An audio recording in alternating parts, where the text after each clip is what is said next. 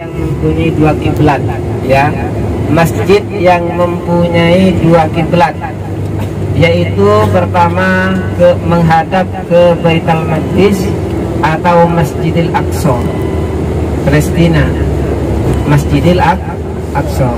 Terus kiblat yang kedua yaitu ke Ka'bah, ke Baitullah. Jadi pertama ke Palestina, ke Masjidil Aqsa, yang kedua menghadap ke Baitullah. Nah, kenapa Bapak Ibu asal mulanya kok mempunyai dua kiblat? Karena disebabkan ketika Rasulullah SAW hijrah dari kota Mekkah menuju kota Al-Madinatul Munawwarah, itu oleh Allah Subhanahu wa taala diperintahkan untuk menghadap ke Masjidil Aqsa. Karena apa? Karena mayoritas orang Yahudi di sini, karena mayoritas penduduk Ahlu Madinah yaitu orang Yahudi, Bapak Ibu. Sementara orang Yahudi sangat cinta kepada Bani Israel atau kepada nabinya yang berasal dari Israel, dari Palestina. Makanya Allah memerintahkan Rasulullah untuk menghadap Palestina, untuk menghadap Palestina, Masjidil Aqsa, agar supaya risalah yang dibawa oleh Rasulullah, agama ajaran Rasulullah diterima atau direspon dengan baik oleh orang Yahudi, Bapak Ibu. Seandainya tidak demikian, mungkin sulit akan diterima oleh orang Yahudi apa yang diajarkan oleh Rasulullah SAW. Ya, jadi sulit untuk diterima oleh Rasulullah oleh orang Yahudi, Bapak Ibu, itu masjidnya, ya.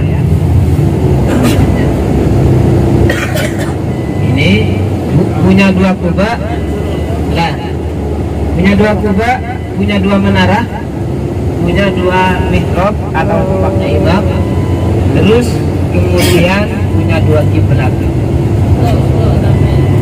Suaya slow.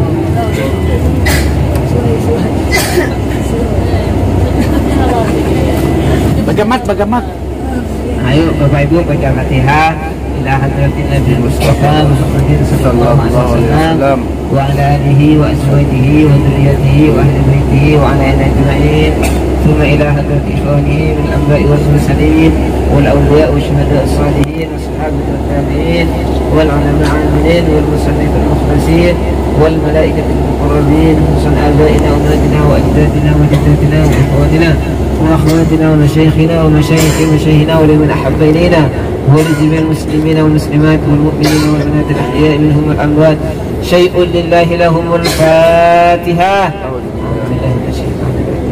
بسم الله الرحمن الرحيم. الحمد لله رب العالمين الرحمن الرحيم مالك يوم الدين. إياك نعبد وإياك نستعين اهدنا الصراط المستقيم صراط الذين أنعمت عليهم غير المغضوب عليهم ولا الضالين. Yang tidur tidak tahu sejarah. Ya.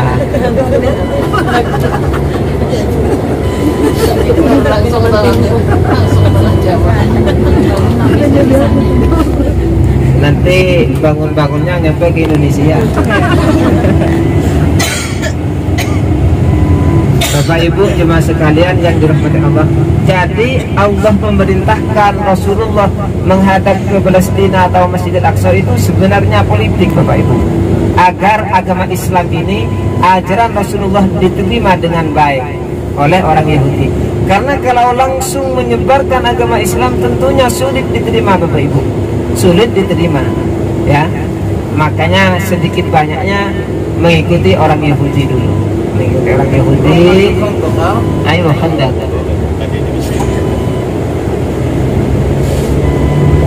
Nah, setelah itu Bapak Ibu, Rasulullah SAW ketika sholat selalu hatinya ini berbisik ingin menghadap ke Baitullah, menghadap ke Ka'bah. Sampai berapa bulan tidak didengar oleh Allah Subhanahu wa taala. Akhirnya kemudian Bapak Ibu, bisikan Rasulullah dijabah, dikabulkan oleh Allah Subhanahu wa taala, sehingga Allah Subhanahu wa taala itu menurunkan ayat fawalli wajhaka syatrul masjidil haram. Maka sekarang hadapkanlah, palingkanlah wajah kamu Muhammad menghadap ke Baitullah. Jadi ketika Rasulullah sholat zuhur, Bapak Ibu, sholat zuhur sudah sampai 2 rakaat di masjid tersebut, di masjid kiblatain tersebut, akhirnya Allah memerintahkan, sudah Muhammad, sekarang palingkan wajahmu terhadap kiblat yang engkau lebih disukai, yang engkau sukai. Apa yang disukai Rasulullah? Yaitu Ka'bah, Bapak Ibu, karena dibangun oleh kakek moyangnya Nabi Ibrahim,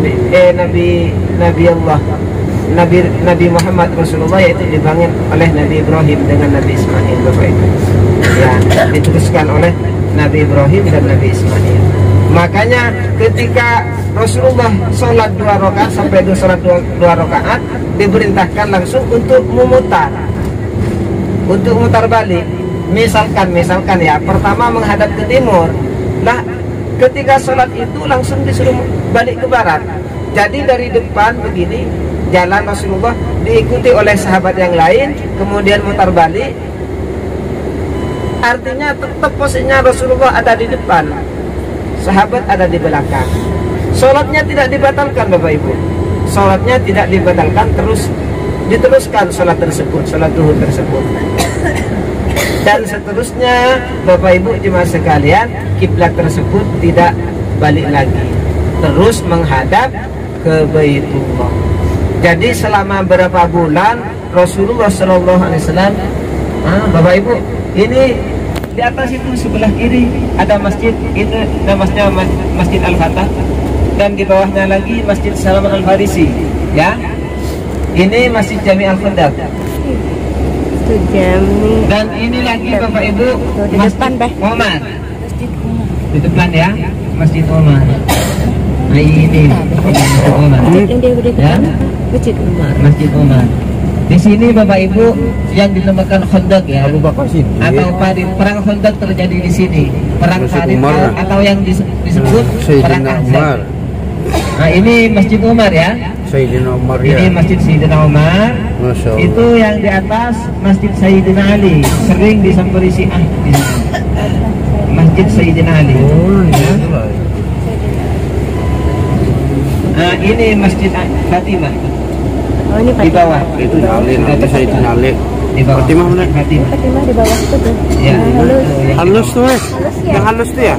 Ya, yang ada orangnya pakai baju. Nah, di Sayyidina Fatimah. Ini Hijau. Masjid Sayyidina Fatimah.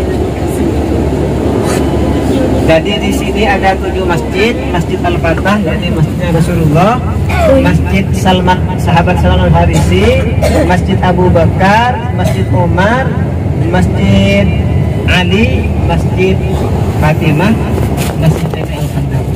Nah itu yang masjidnya Rasulullah, Bapak Ibu, yang di depan, yang di atas itu yang dinamakan Masjid Al-Fatah.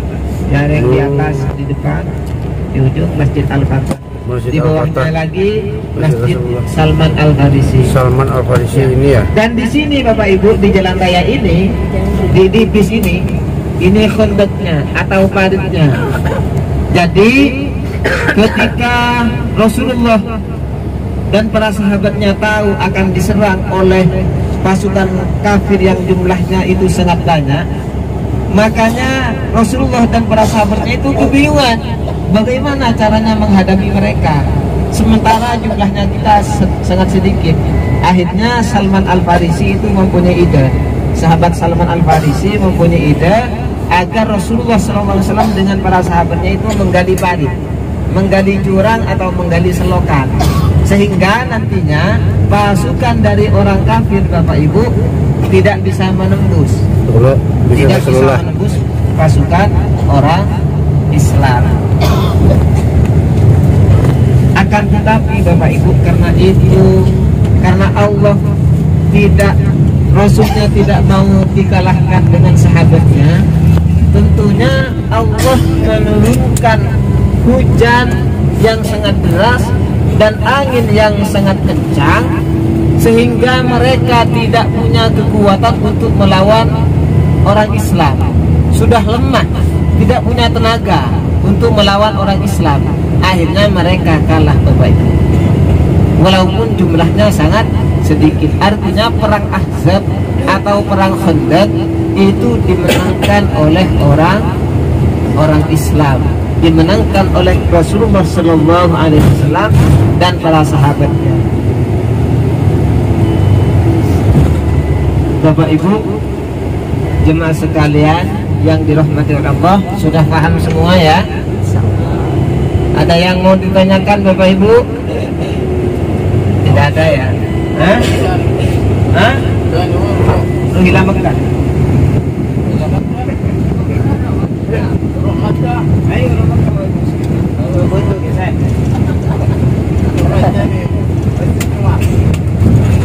Bapak Ibu jemaah sekalian yang dirahmati Allah, alhamdulillah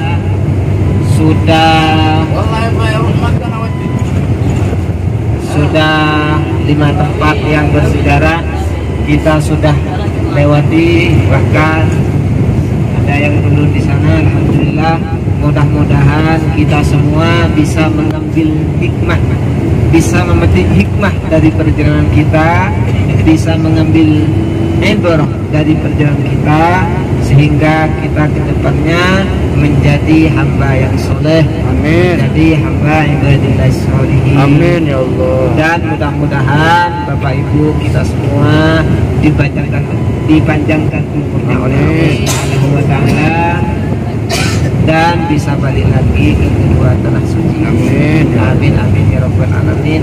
Mudah-mudahan tahun depan jumpa lagi ya. Amin insyaallah. Amin. Panjang umur sehat walafiat. Lagi kesini jumpa lagi dengan saya insyaallah.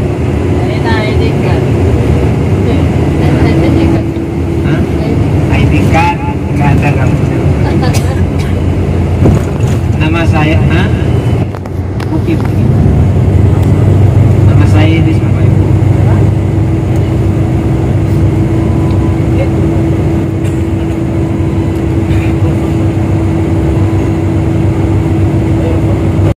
Alhamdulillahirrabbilalamin. Masya Allah, tabarakallah.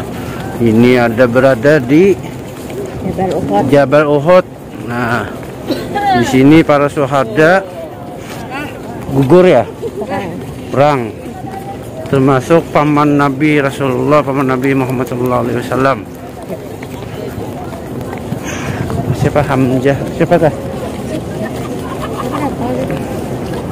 Nah, ini di sini nah. Jabal Uhud, Masya Allah, perjuangan melawan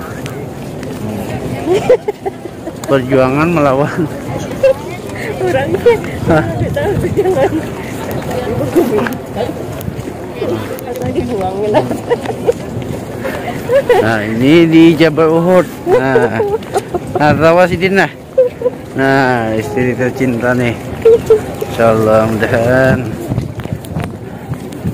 ini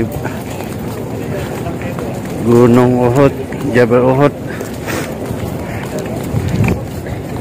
Ini paman Rasulullah jatuh di sini.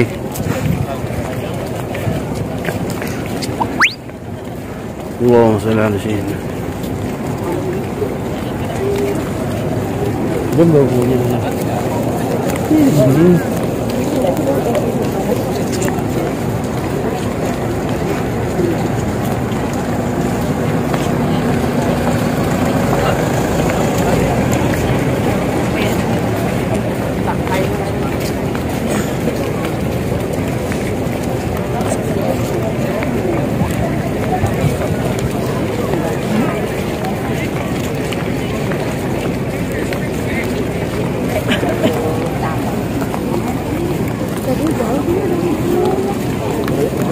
Baik.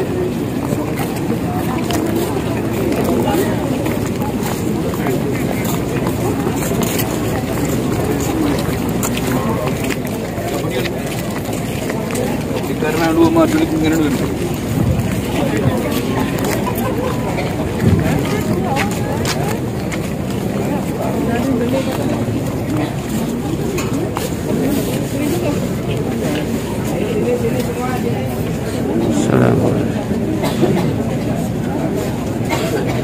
Assalamualaikum syuhada.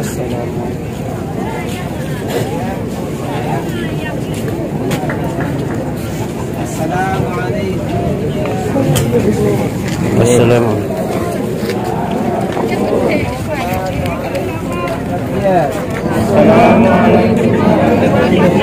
Assalamualaikum ya syuhada Uhud. Assalamualaikum. Assalamualaikum. Ya syahida syuhada Sayyidina Hamzah. Assalamualaikum.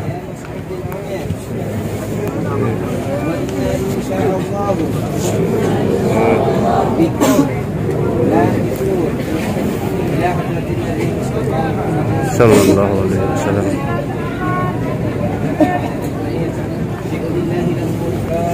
A'udzu billahi minasyaitonir rajim. Bismillahirrahmanirrahim. Alhamdulillahi rabbil alamin. Iyyaka na'budu wa iyyaka nasta'in. Shiratal ladzina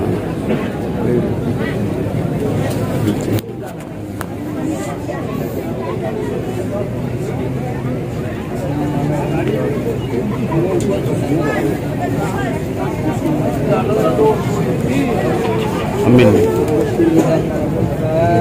Alhamdulillah.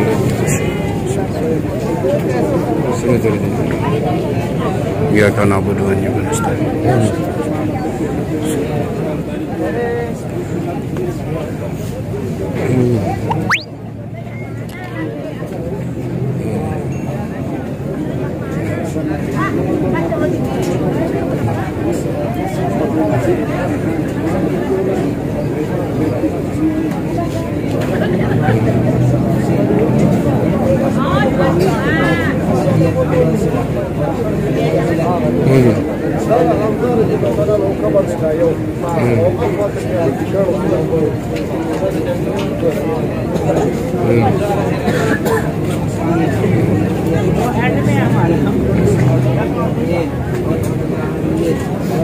एक 170 बंदा है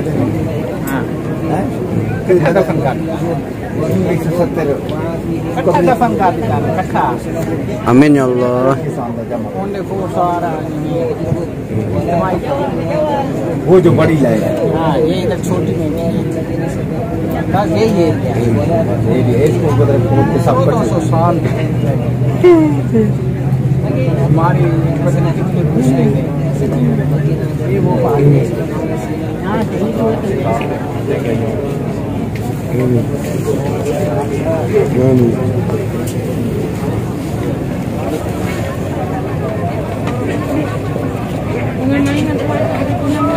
Ini Jabal Uhud. Perangan lawan.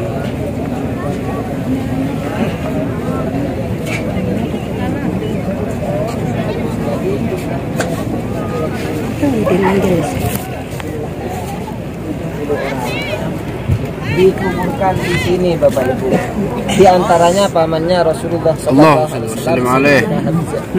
Sayyidina Hamzah itu meninggal Bapak Ibu dengan secara sadis ditombak oleh Wahsy.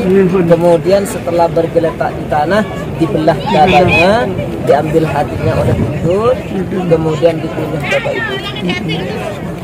Ketika Rasulullah melihat kejadian tersebut, akhirnya Rasulullah meneteskan air mata Bapak Ibu. Tidak tega melihat pamannya diperlakukan sedemikian rupa. Jadi oleh karena itu Rasulullah SAW sangat tidak tega, sangat benci, sangat marah kepada Wahsy. Makanya ketika Wahsy memeluk agama Islam, itu Rasulullah tidak menghadap Wahsy Bapak Ibu. Cuman tetap harus ridho karena Rasulullah sebagai Rasul, sebagai utusan, tentunya harus diterima dengan lapang dada keislamannya Wahsy tersebut. Cuman Rasulullah tidak menoleh, masih ada sifat benci walaupun seorang Rasul Bapak Ibu. Ya, coba bayangkan, misalkan paman kita, keluarga kita dibunuh oleh orang lain Bapak Ibu dengan secara sadis, tentunya tetap ada kebencian walaupun Rasulullah memaafkan Bapak Ibu.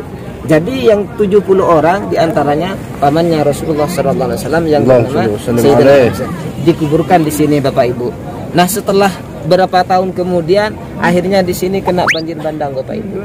Semua mayat mengambang ke atas, merapung ke atas, dan ditemukanlah jasadnya Sayyidina Hamzah. Di dadanya ini masih mengalir darah basah, masih mengalir darah basah. Artinya apa Bapak Ibu? Walaupun Sayyidina Hamzah sudah meninggal hakikatnya itu hidup Bapak Ibu. Karena apa? Karena orang yang meninggal di jalan Allah Subhanahu wa taala itu kalah menangnya tetap Hidup. menang. Soalnya ketika kalah di medan pertempuran itu langsung dikasih hadiah surga Bapak Ibu. Masya Allah. Jadi Sayyidina Hamzah hakikatnya itu, atau orang yang meninggal dalam jalan Allah hakikatnya itu hidup. Wala tahsabanna alladziina qutilu fi sabilillahi amwat bal ahya'un 'inda rabbihim yurzaqun. Jangan menyangka, jangan mengira kalian semua bahwa orang yang meninggal di jalan Allah itu meninggal Bapak Ibu. Bal ahya'un, akan tetapi mereka hidup. 'Inda rabbihim yurzaqun, di sisi Tuhannya dikasih rezeki, minta apa saja Bapak Ibu. Ya, minta apa saja. Nah, setelah mayat semua mengambang Bapak Ibu, akhirnya dikuburkan. Nah, ini kuburan Sayyidina Hamzah Mus'ab bin Umair. Jadi 70 orang dikuburkan di sini. Setelah itu disatukan Bapak Ibu. Itu berarti jumlahnya yang di sana, yang di ujung itu ada kuburan juga. Yang di ujung itu jumlahnya 68 orang. Ya, 68. Jadi yang di sini adalah Sayyidina Hamzah dengan Mus'ab bin Umair. Mus'ab bin Umair. Ada yang mengatakan 3 Bapak Ibu di sini. Sayyidina Hamzah, Mus'ab bin Umair, Abdullah bin Jahsy. Berarti yang di sana adalah 67. Sudah paham semua? Dan itu Bukit Uhudnya yang sangat panjang sekali. Masya Allah. Jadi 60 berapa? 650 orang ditempatkan di Uhud ini. 50 di situ. Dan 50 orang pasukan pemanah ditempatkan di ini. Ya, di Jabal Dumat ini. Ini sebenarnya gunung ini namanya Jabal Ainain, Bukit Ainain. Nah, karena pasukan pemanah atau bahasa Arabnya itu rumat, maka ditaruh di sini, dan gunung tersebut, bukit tersebut dinamakan Jabal Dumat. Ya, dinamakan Jabal Dumat.